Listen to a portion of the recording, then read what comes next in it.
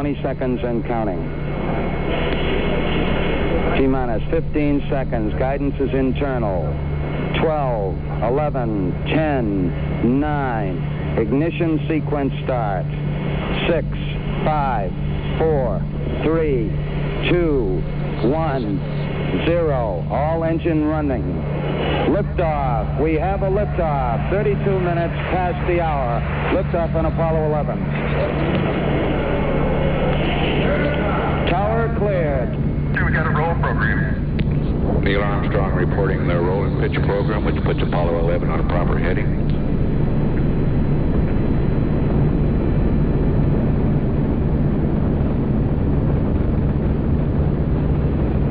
Plus 30 seconds. Roll complete and pitches program.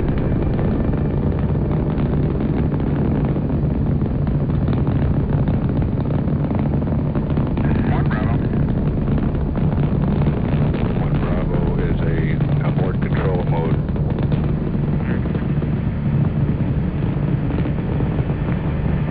Altitude's 2 miles.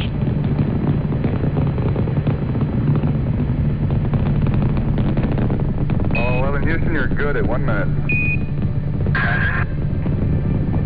Downrange 1 mile, altitude 4 miles now. Velocity 2,195 feet per second. We were never able to see stars from the lunar surface or on the daylight side of the moon by eye without looking through the optics. I don't recall during the period of time that we were photographing the Sonar Corolla what stars we could see. I don't remember seeing any. Neil, you were... I don't remember seeing any. Neil, you were...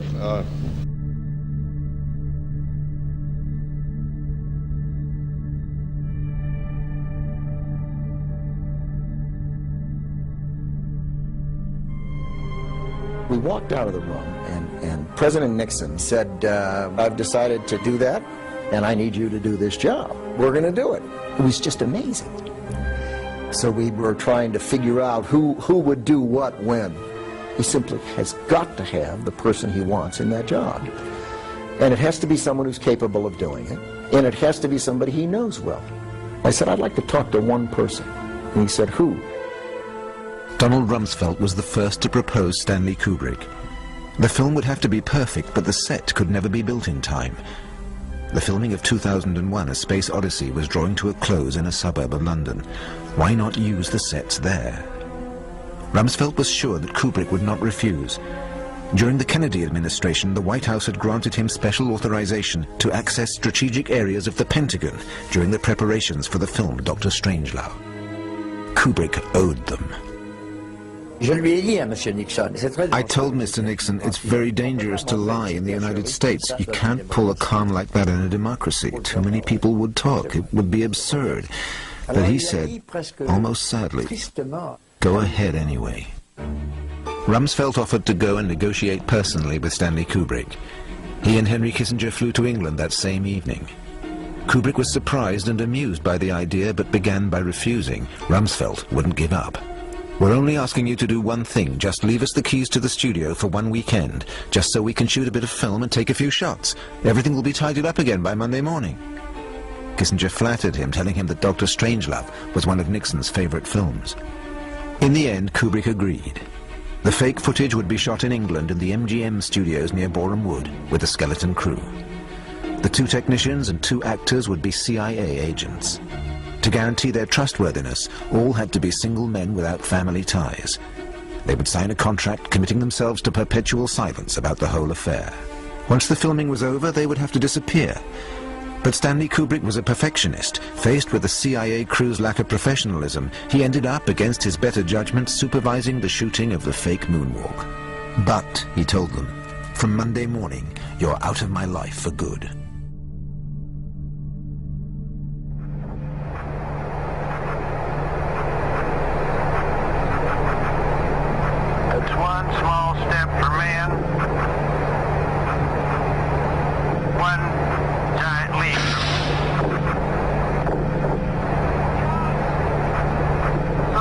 I guess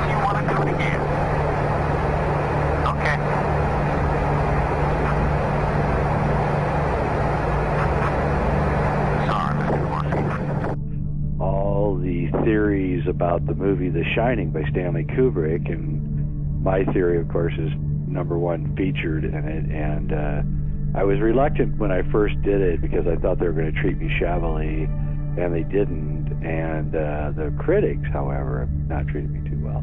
But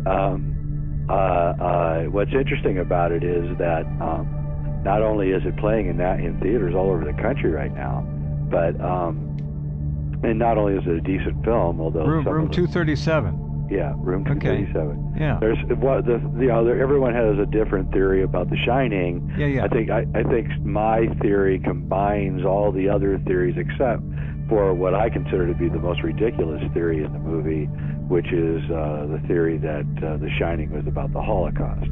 I mean, I fell off my chair laughing so hard when I read that one. I thought the moon landing theory at least has evidence behind it. Mm-hmm. So it's been an interesting experience and very useful for the whole getting out the truth about Stanley Kubrick, so I appreciate it.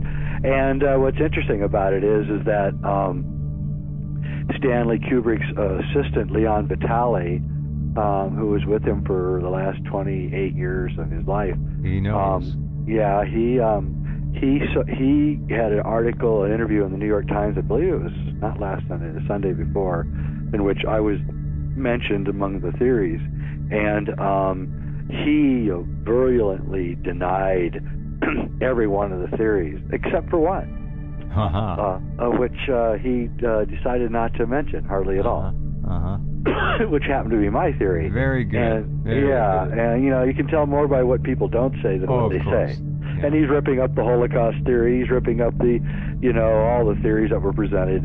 And then, he doesn't hardly mention, somebody just brought an Apollo 11 sweatshirt on the set that day. I'm like, yeah, right. Stanley, who wrote down every single thing that should happen on the set, would just let someone bring a sweater up on the set that day and put it on the kid.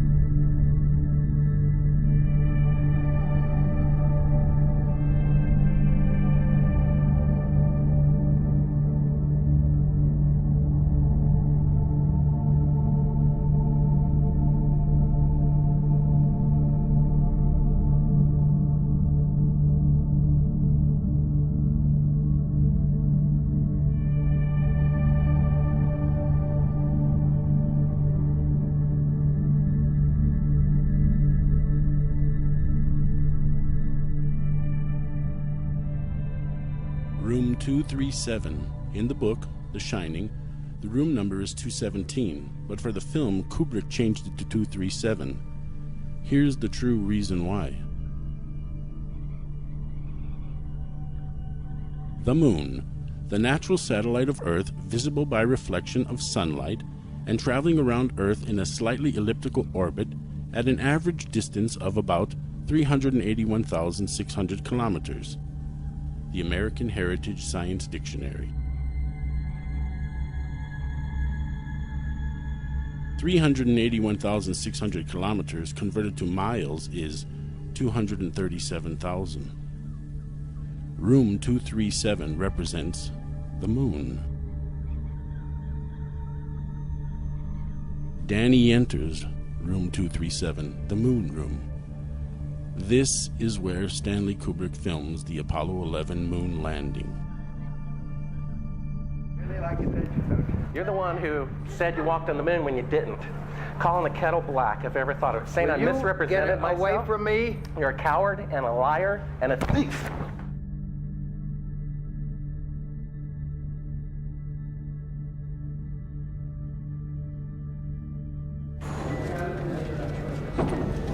You want me to knock you in the head?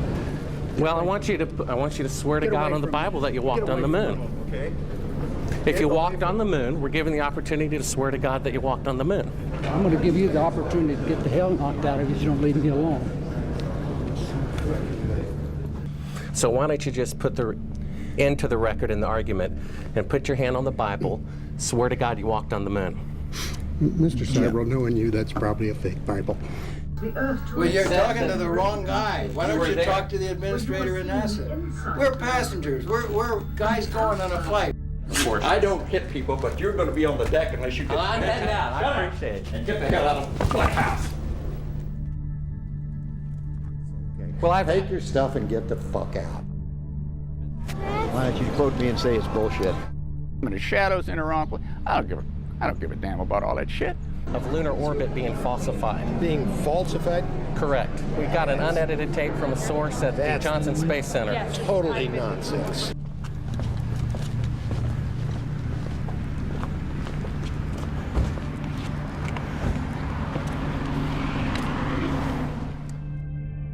Mr. Seibel, you do not deserve answers. If you show this publicly, you're open for a lawsuit. Okay? We're talking about Apollo, and let's not even talk about whether or not we went there. Let's just talk about the Cold War and the fact that we had to go there. We had to succeed. We couldn't take a chance on not succeeding. Exactly. A tremendous black eye. So to guarantee success, what's the obvious thing to do? You recreate it. You stage it. So you've got it to release in case something goes wrong. And then they got to the point, obviously, where they said, well, why take a chance at all? Let's just go with what we've got in the can. That's my guess, anyhow. Yeah, and, you know, the more that you examine it, the more actually ludicrous the whole thing gets, to the point where it's almost a comedy. So I keep digging a little bit deeper, and I finally get underneath this cloud cover here, and a few images pop up. And I say, oh, images, what are they? Well, this is what you got, which I'm sure that looks familiar to you, right? Looks just like the pictures they give us of Mars. So I'm just kind of creeping around here and definitely noticing the same kind of undulation changes and same kind of rock, same kind of dirt. Only thing that's missing is that nice little red tint that they pay somebody $150,000 a year to put on there. So I said, I wonder what they're doing out here. What is all this equipment for? I'm sure it can't be NASA, right? Whose orange Hummer is this? Okay, that looks like a NASA symbol. Cameras set up, tents, ATVs, food. They've been there a while. It's not a one-day trip. Got their antennas set up out in the middle of nowhere in Greenland. Things seem to finally be coming together with the moon landing. We were there on the surface of another planet. You could see it on TV. Well, first it was projected onto a silver screen, and then the TV cameras were allowed to film off the silver screen, because obviously you wouldn't want the real footage. I mean, if you want to go back and look at the real footage of the initial moon landing, you can't, because it's been taped over by NASA, and no one was fired, no one was punished. Of course, they want to get rid of the evidence. Now, at this stage, a band of Apollo faithful will be howling in protest. We did go to the moon. Then why did nothing come of it? Why have we not been back in 40 years? The Apollo faithful will say, oh, it's budget priorities, we've been there, we've done that, it's not economical to mine on the moon. That just doesn't hold water. That's a load of rubbish. We haven't been back to the moon because we never went there in the first place. So this one here said, roving the Arctic. So what is that? Doesn't make any sense. Pop in here. See if we can find anything. Again, same kind of mountains. That looks like the same kind of water I've seen before that I thought was water on Mars. Who knows? Zoom in, what's that? Oh, nothing. Just looked like it was funny. So I'll keep kind of going through here and see if it... What the...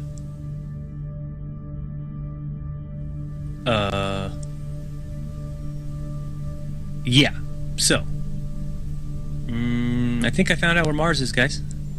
It's just about 1,000 miles north of me.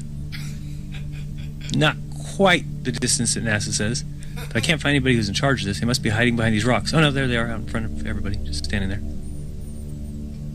Lovely. Clown number 1, clown number 2, and clown number 3. He was playing with the water, with the paddles, the hydro repellent paddles. So he was bouncing the glob of water between the two paddles, and one of the community noticed that his eyes were not following the frickin' water. They were jumping into places that he had it for a little bit, and then after that, his eyes were completely out of sync with the water droplet. But when those guys were playing ping pong back and forth with the water, you'll notice that the girl always is looking above the camera. And the reason why is because they're looking at the CGI feed. You know, they need to see where the item is that they're playing ping pong with, because it's not right in front of them. So once I saw Helmick's video, I really, it opened my eyes even more to, okay, because every time I've watched those astronauts, they appear to be watching a monitor above the camera, which, okay, I could see doing that. But on the other hand, if you're just up in space giving an interview or playing ping pong or whatever you're doing, then you would have no reason to look at a monitor. It doesn't matter. The camera's on you, you know that, so it doesn't matter what you look like. You shouldn't care about that, but they're always very concerned with that monitor. Well, that tells me why. It's when they're using props. All right, let's check out some of these other pictures. I saw another one over here. This one says Drill Hill. All right. Just go in here. Totally looks like the Mars terrain to me. Just need the red filter. Yeah, if you go look at Mars pictures, go to Gigapan or any site that has, you can even go to nasa.gov and look at all their Mars frauds. Check out those images. They're identical to these. Yeah, this is very empty here. Oh, there's one of those ATVs. All right, now we're on to something. Oh, I got another truck. Oh yeah, it says NASA. What's that say? Mars Project?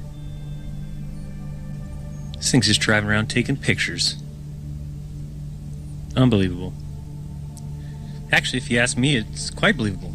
But what do you think? Are they sending scientists up on ATVs to practice on the rover in a remote island in Greenland? I doubt that, highly. Here's another scene with Catherine Katie Coleman. Seems to be done in the suspended mode. Have a look at her hair. There's something odd about her hair. I know this is zero gravity and hair is supposed to stick out and go all over the place, but her hair doesn't really flop around naturally. It's always sticking out kind of rigidly. Maybe they permed it in that position, or perhaps they're hanging her upside down. As she shakes her head from side to side slightly, you can see the hair always springs back to a particular position with respect to her head. It should flop all over the place.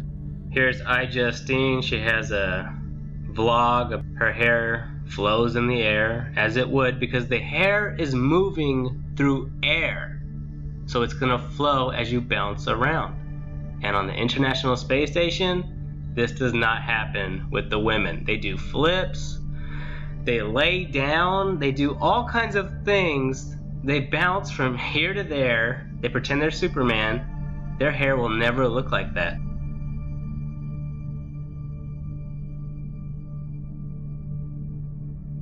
In this scene, Chris Hadfield bends down in order to adjust something, and you can see on the back of his shirt a couple of upticks on either side where you would expect wires to come in on either side of that harness in order to support it. Of course, they've computer graphicked out the supporting wires. You can't actually see them. It's a Chinese spacewalk. A bubble rises in the pool. It's complete fraud.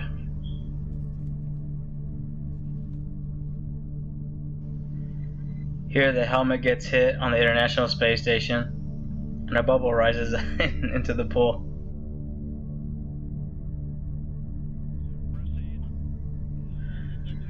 And it takes an odd trajectory because it's in a water pool.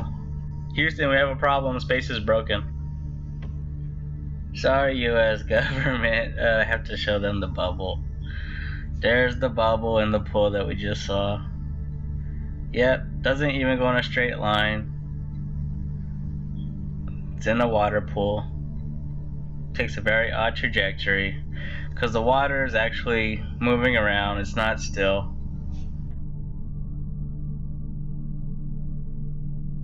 Now check this video out. The whole video is about a minute long. I said 45 seconds before was the maximum for full motion mode. It may be more like a minute that they can do this full motion zero gravity mode, because then the airplane finishes its parabolic trajectory. It has to dip down for a short period of time. There's double the gravity.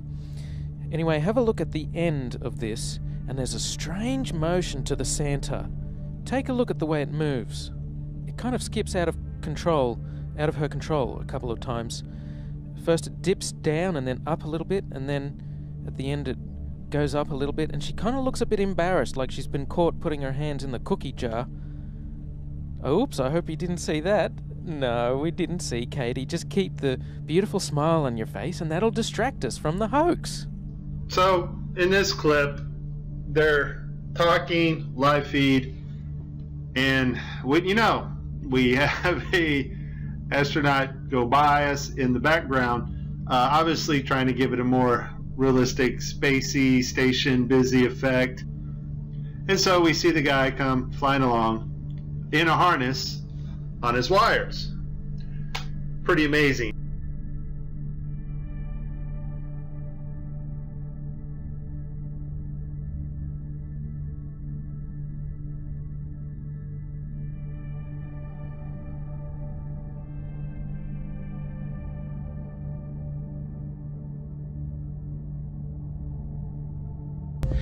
At the time of the Apollo 11 mission, Buzz Aldrin was a 32-degree Freemason. They were in good company, as many of NASA's astronauts were also Freemasons. One of the ways we promote ourselves among Masons, a reason to join, is we consider ourselves the University of Freemasonry. And the real emphasis in the Scottish Rite is on receiving more light, learn more about the history of our world. We always indulge in a few pagan rites to appease the EVA gods. These little ceremonies are very, very important to ensure mission success if you do them right. Another aspect of the illusion of space travel is spacewalks. These are faked inside a swimming pool. It's a custom-built swimming pool, and that's a great way to fake zero gravity. About 6 months ago, in 2013, a gallon of water leaked into one of their spacesuits in a matter of seconds. NASA doesn't really have a proper explanation for how on earth this could have happened. There shouldn't be water leaking into someone's helmet and a person almost drowning in space. How can you drown in space? They now wear snorkels to make sure that they don't drown in space. How can this be happening? A snorkel in space?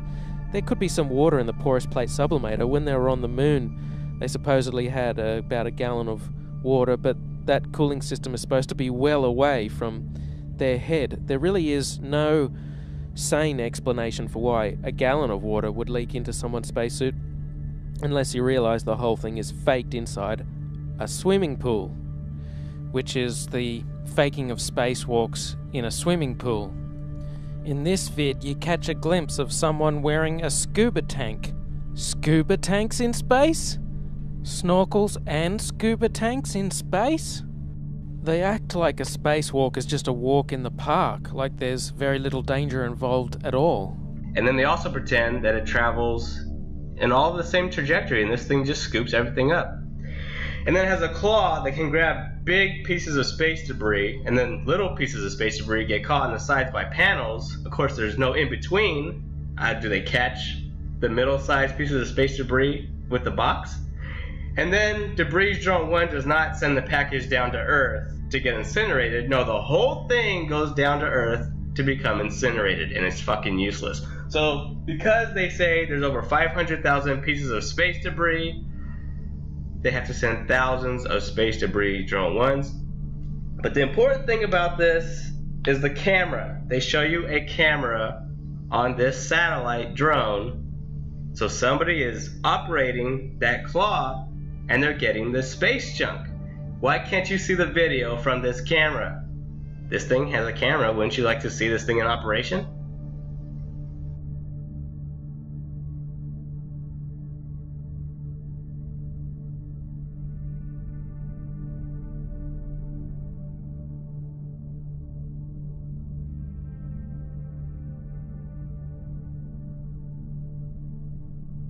Here's a beautiful detailed image from that model. You can see that huge swirl of clouds between Australia and Africa, and there it is on the model. And the crazy thing about this is when you type Earth from space in the image search, Earth from space, not NASA composite computer model of the Earth, literally Earth from space, which means you want to see pictures of the Earth from space in an image search, these images will come up over and over and over again. And the sick thing is, they show this model in documentaries about space. They show this to you. The same model with the same clouds. They don't even change it. Here's a picture of Jupiter and the Earth. It's not a real picture, it's an illustration. But see, it's the Apollo 17 image of Earth. It's over 40 years old, and they still use it for illustrations in modern times. Here's another image that somebody put together, and they used the Apollo 17 image of Earth from space, which you've been seeing literally your entire life over and over and over again. And your kids, as they go to school, they see this image in their science books. There it is, used again. In modern times, it's over 40 years old. It's gonna be 50 years old soon. How do you brainwash? Well, you repeat it. You repeat the same thing over and over again. You know, if somebody's resisting the concept, if you keep fucking repeating it, after 6 times, they'll incorporate it in their brain. They may not agree with it, but repeat it another 1,000 times, they'll start saying it. It's funny, back in the 60s when they went to the moon, this is the first time we actually had like an instrument of flight to actually go high enough to actually fucking check out if what we agreed to 500 years ago was real. So if they were wrong after 500 years, the question is, would they tell you? Bouncing, obviously, you know, with something's helping him a little bit, right? Lifting up just a little bit higher. I know the footage. Yeah, as he artfully goes behind a small rock, all of a sudden he takes this huge leap, right? And there's a trampoline on the other side of that rock. That's what's going on there. So Kubrick is using wires, he's using trampolines, he's using slow motion, he's using anything he can to put forth the effect. Here's like a perfect example of them landing on the moon. I mean, it's proof right there. This is an official NASA photo of the first Apollo 11 lunar module landing on the moon. I mean, it's right there. This is proof, man. It's the picture's right there. It's landing on the moon. But the only problem I have with this picture is that it's taken from the moon. I don't know what the big deal was with being the first guy on the moon. It seems the camera crew was already there. A warning about a cult of pedophiles. He was trying to warn. Yes. It starts with Lolita. Oh, yeah. Yeah, and it goes all the way through to Eyes Wide Shut. It's constantly trying to warn us that there's a cult of people trying to take our children. It's the cult, and it's here. It is the cult. Oh, yeah. Yeah, and they're at work, and they're not going to stop. They're relentless. Oh, no. And they've got less to fear now than they ever had. They own the judges, they own the courts, they own everything. They are on the they are literally final switch. That's right. From there, that point of view I've never seen, and it's funny when you click on Google Images, photo of the Earth, keep going, because this is realistic. But you'll see 40 pages on Google, but it's always the same fucking photo. It's the same photo.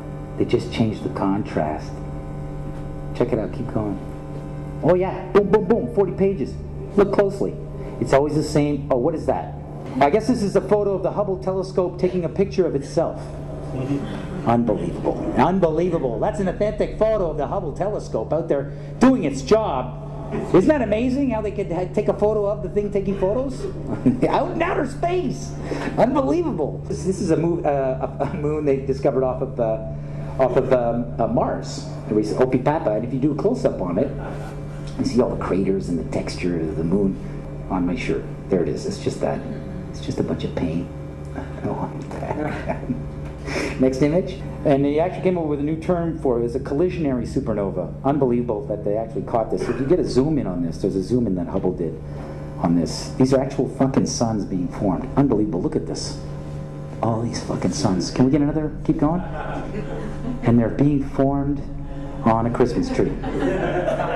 Yeah, and this all results from, the early 50s when they studied in the MK Ultra programs, and they were studying how to influence people and how to get them to do what they want you to do, and that's when it began. It began with in the early 50s and reached the turning point in the 90s, and now we're in this place where they're going to start enacting the most absurd things, and we're not going to be able to stop them. And for sure, they're going to come and take the guns. And to me, it looks like a fait accompli. It's coming. It may not be next year, but it's coming. We're all going to be outlaws. Anyone with a gun is going to be an outlaw very soon. Sure. And we have to decide what that means. And the youth get thoroughly terrorized and brainwashed by all of this as well. They can't see through the lies because they've been lied to their entire life. This is all that they know. I made it to the moon, now on to Mars! And she's kind of famous now when it comes to NASA. This 13-year-old wants to be the first person to live on Mars.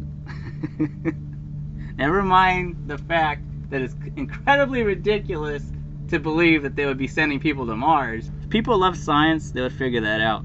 They would look into what it would mean to go to Mars. Like, what would it take? What would it be like traveling to Mars? But then you got articles from SpaceX talking about they could send people to Jupiter's moon, so naturally nobody uses their brain. They think all of this is just a road trip. It's not a big deal.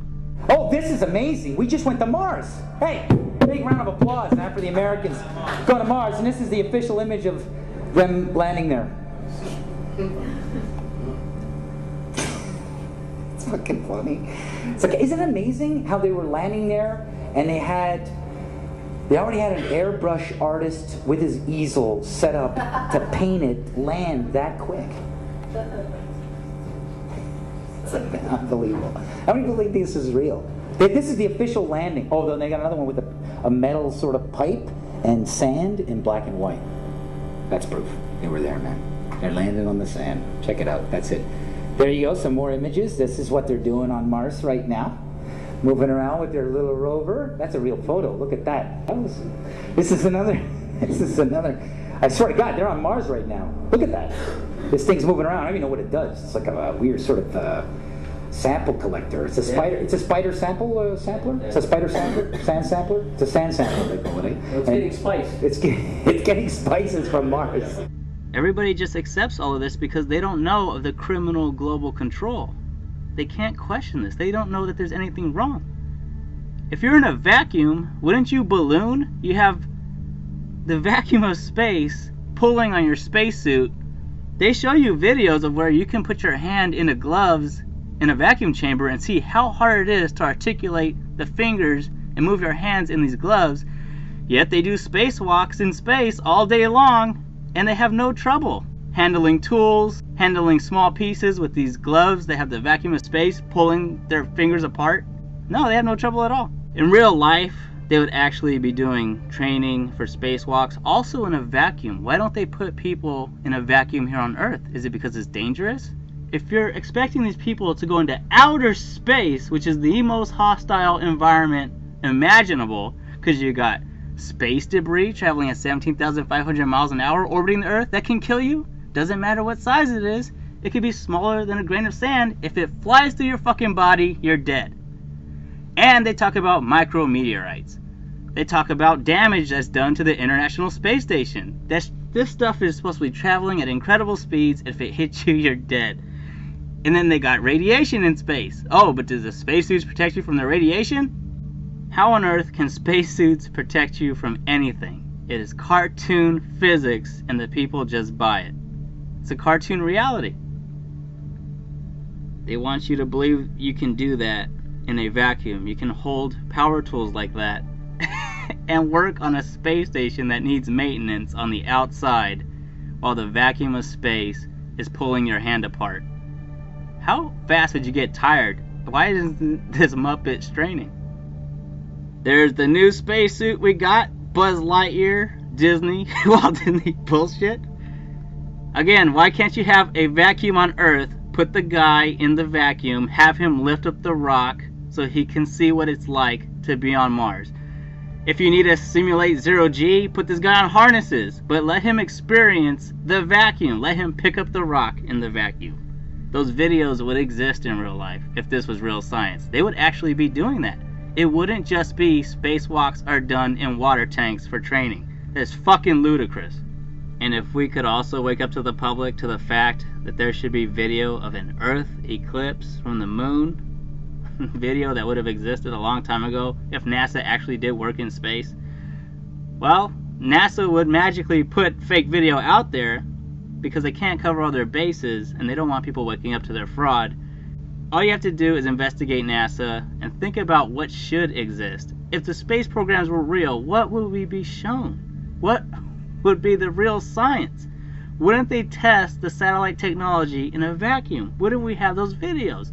When you are supposed to believe that countries all over the world have their own satellites. Of course, if satellites were the size of school buses back in the 70s and they evolved all the way down to CubeSat satellites that could fit in the palm of your hand, of course you would have those videos. Of course you would see those test videos. But no, you got nothing. Where are the videos of a vacuum chamber and some technology whizzing around on a string showing that the satellites can be propelled in a vacuum? Doesn't exist from any country, anywhere. It's all cartoon bullshit. You have to question what you were told and you have to look into things because you're being lied to every single day, and the fraud of our criminal global controllers is pretty disgusting. It needs to be exposed.